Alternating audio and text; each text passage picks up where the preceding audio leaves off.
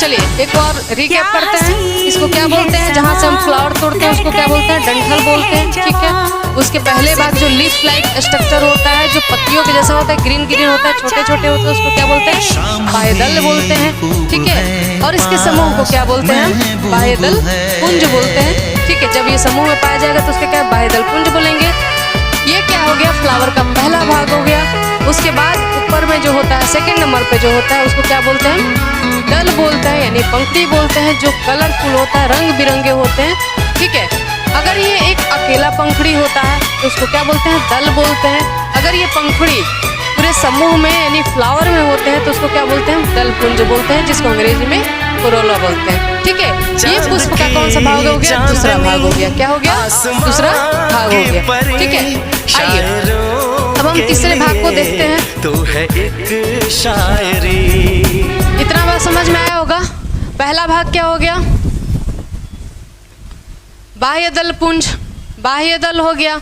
ठीक है, और दूसरा भाग क्या हो गया, दल, जिसको पंखुड़ी बोला जा सकता है। चलिए अब हम तीसरे भाग को पढ़ेंगे। तीसरा भाग क्या होता है,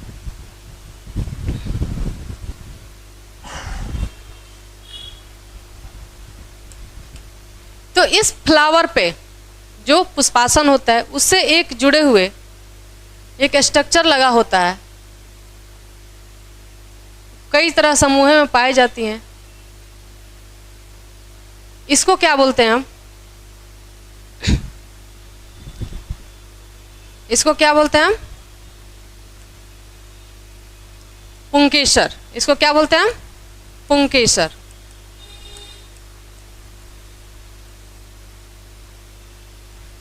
ठीक है, इसको क्या बोलते हैं हम, पुंकेसर बोलते हैं। ठीक है, और इसके भी भाग होते हैं। इसके भी कितने भाग होते हैं, दो भाग होते हैं।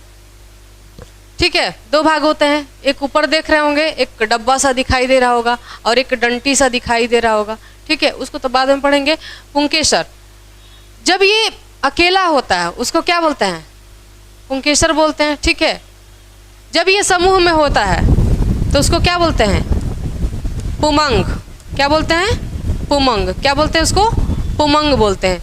ठीक है, ये जो फ्लावर के हो गए ये तीसरे भाग हो गए। क्या हो गए, तीसरे भाग होंगे। यानी जब हम इसमें हम पढ़ने वाले थे क्या, जनन के बारे में, यानी पुष्पी जो पादप होते हैं उसमें जनन कैसे होता है। आवृत बीजीय का मतलब जो फ्लावर देते हो, जो फ्लावर देते हो उसमें जनन कैसा होता है। तो जनन करने के लिए, लैंगिक जनन करने के लिए दो चीज़ की आवश्यकता